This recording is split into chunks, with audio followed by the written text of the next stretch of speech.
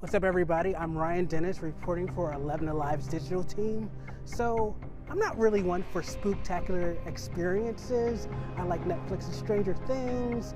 I like a little bit of Michael Myers' Scream, but I've never been on an actual ghost tour. So in the spirit of Halloween, I was invited by my friends at the Fox Theater to check out their exclusive ghost tour. So let's check it out.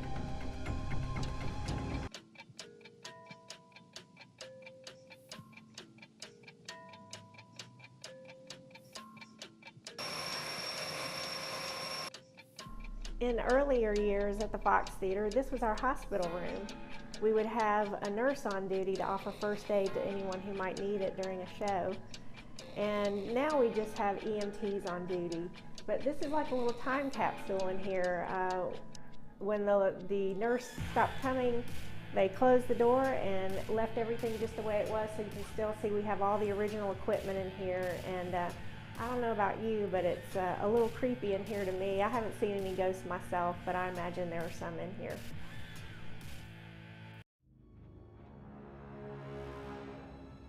Yep, so we're under the stage right now. That's right. We're under the theater stage.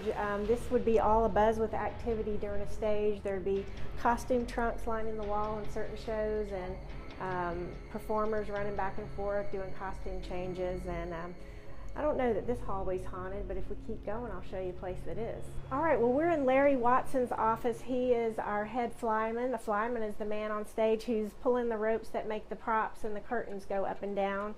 And this is his workshop.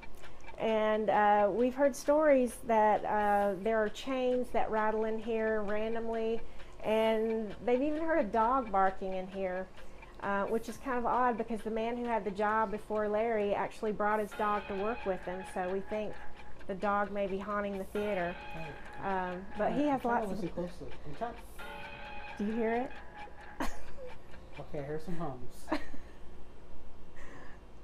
Have you heard it before? I haven't myself, okay. But lots of people I work with have, yeah. Okay. I'm keeping my ears close. Okay? But before I tell you about that, I have a great story about this door over here that we just came through. That was a big, heavy door. Black door. Not anything that the wind would ever blow open, right? Ooh. Well, something got it open. One of our maintenance guys was down here one day, and he was on the other side of that door. You know how the door latches like this, so there's no doorknob. Yeah. It has to actually latch. Well, all of a sudden, the door opened about this wide, and he thought somebody was coming through here, so he said, "Who's there?" And nobody answered, so he actually came in and looked, and there was nobody in this room. Maintenance staff has heard a little girl laughing and bouncing a ball. And there was a family who lived on this property in an old house after the Civil War. And so we think that it might be the ghost of those children who lived here. It tends to be mostly our maintenance and housekeeping staff who hear and see these ghosts, because they're usually down in these areas alone a lot when it's quiet, and that's when they hear all the noises. It just seems like there's always something lurking in the shadows. Yeah. All right, so now we're going to walk out into the Fox Theater stage, and I'll tell you about the ghost light when we get out here.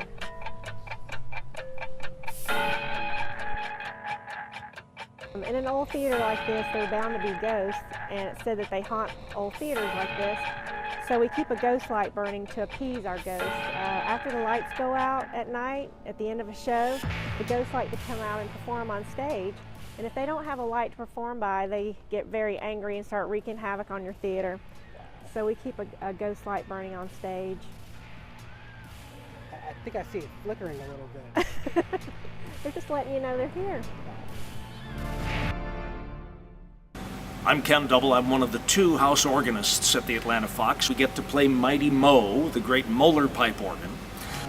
There was a very famous organist through the 60s and 70s named Bob Van Camp, who was a radio personality on WSB. And he held down the fort here for many, many years, and he passed away. Several years later, the Fox employed Larry Douglas Embry up until a year ago February, after Larry Douglas passed away. Larry Douglas Embry's ashes are in the pipe chamber up here to my right. Bob Van Camp's ashes are in the pipe chamber up to my left. It's the only pipe organ in the world where not one, but two of their famous organists are buried and interred. And every once in a while, when Mighty Mo acts up, we probably figure it's one of the two that we've made upset with our music.